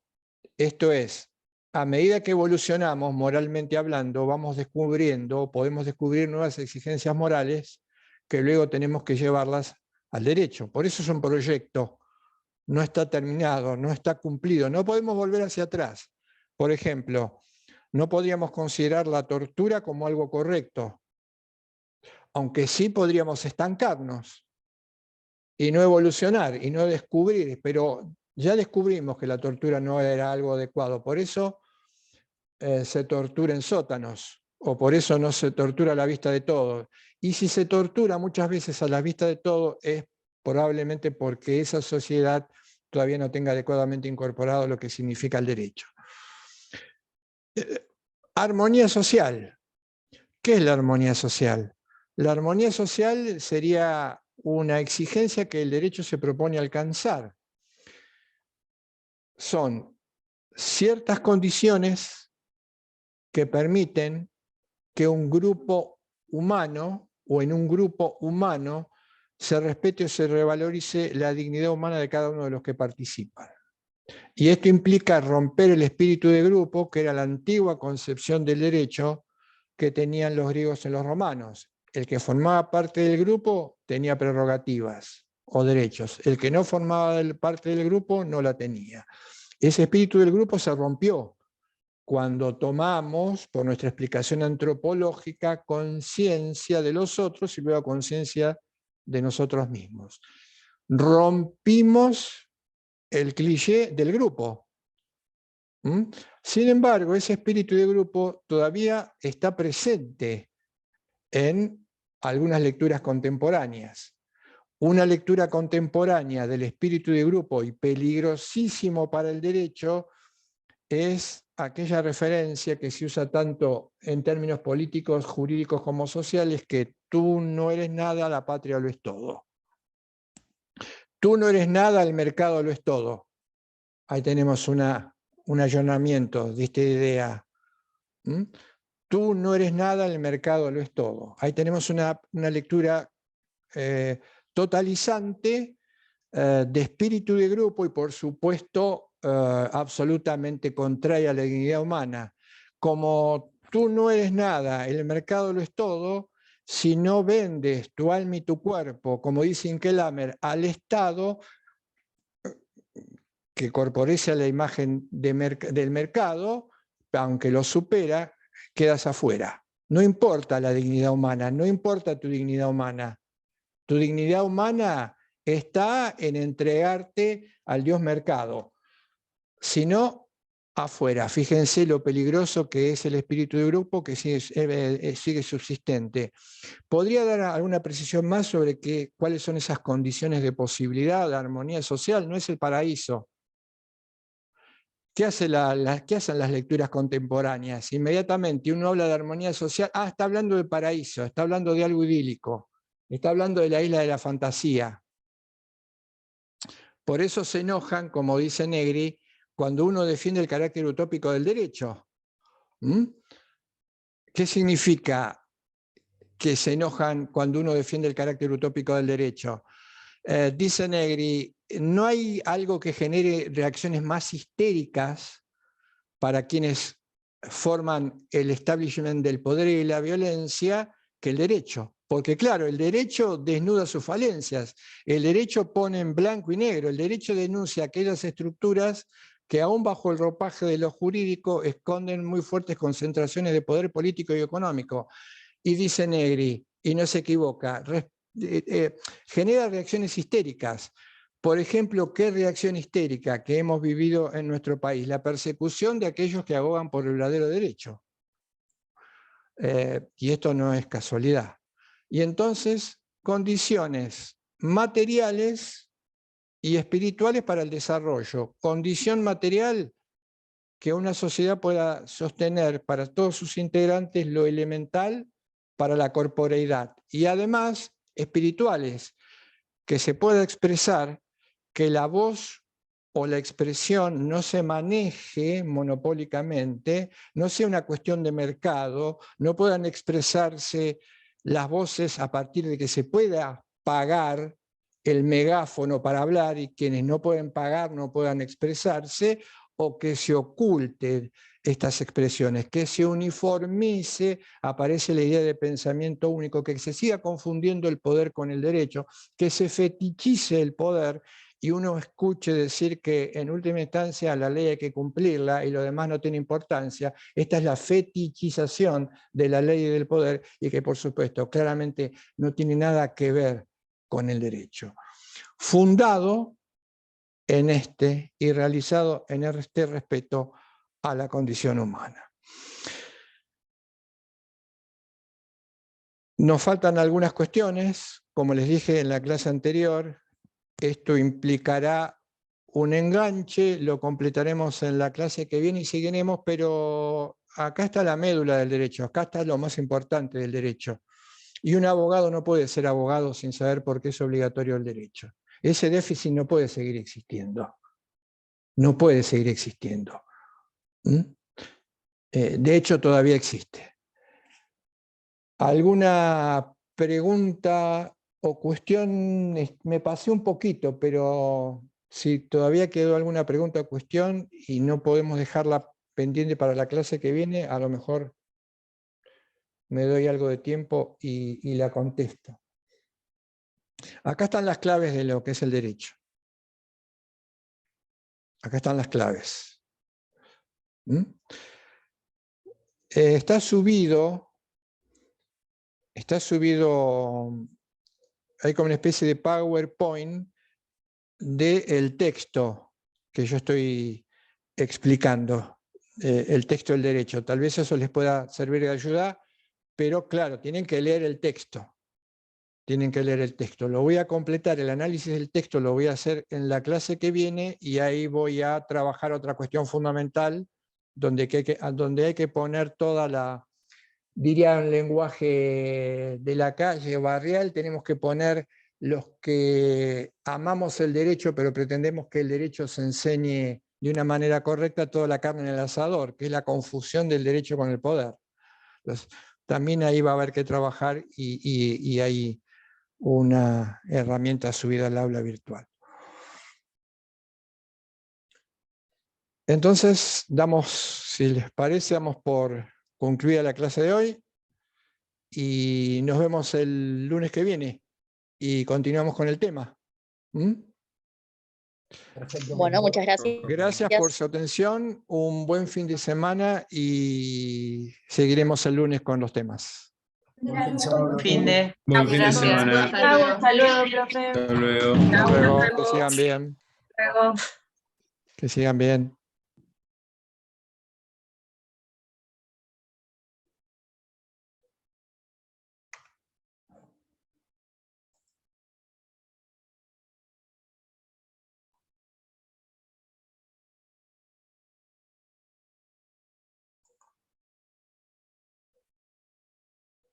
Carlos, si querés parar la grabación.